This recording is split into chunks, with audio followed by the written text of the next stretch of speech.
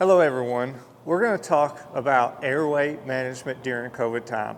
And Matt and I are going to show you how to use a 97-cent barrier device, which is a rain poncho that we got from Walmart, to have a proper barrier to work underneath while we're managing the patient's airway.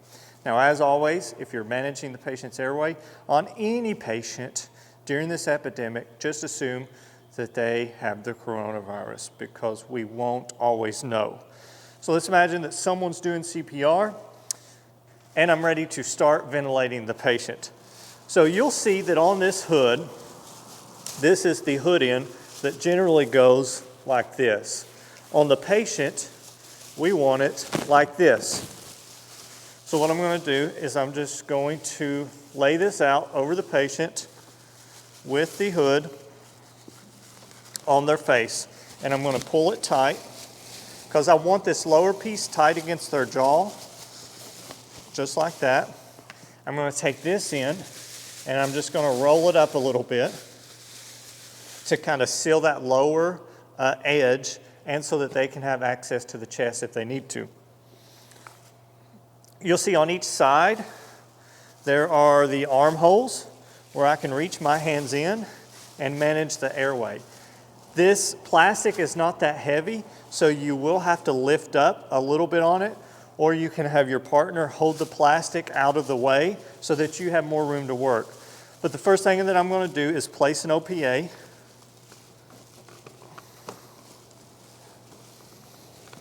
And start ventilating the patient. Now, it's going to be really easy to get hung up when you're inserting or removing certain pieces of equipment. So it is essential that you move slowly and methodically, or else you're going to get frustrated and you may just rip this off. We don't want that to happen. With the BVM, what I'm going to do is I'm going to place this under my chicken wing. I'm going to take the mask and I'm going to insert through one of the armholes.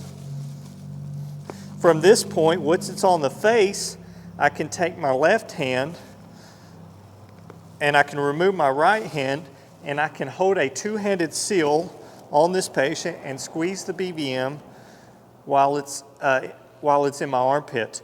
Now, if I find that this is difficult, I can pass it off to my partner. Go ahead and take it out that way. Pass it off to my partner, and then I can just be focused on maintaining this mask seal.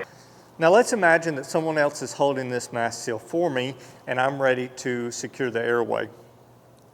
First thing is, I want to make sure that all of my equipment is laid out, prepared, and ready to go. I want to minimize entry and exit as much as possible. So once I bring my hands in, I want to try to leave them in there as much as possible and have an assistant reach me whatever equipment I might need.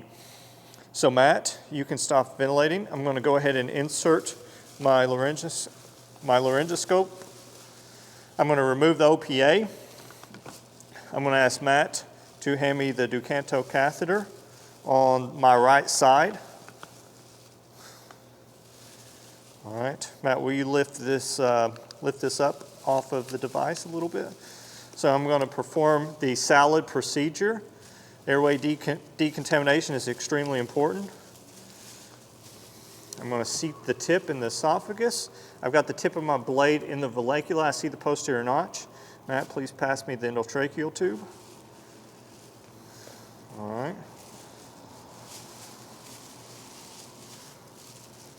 I'm going north of the arytenoids. I see the tube passing through the vocal cords. Now what I want to do is inflate my cuff before I start ventilating the patient. If I don't inflate my cuff before I start ventilating the patient, then all of the aerosols are going to be leaking from around that cuff. Matt, go ahead and pass me the tip of the elbow. I'm going to attach my elbow. I'm going to have Matt ventilate. We already have everything pre-assembled, our end-tidal CO2, our viral filter, so that we can get end-tidal CO2 with the first breath, and we know right away if the tube is placed securely or not. And I also want to I can now remove my laryngoscope blade.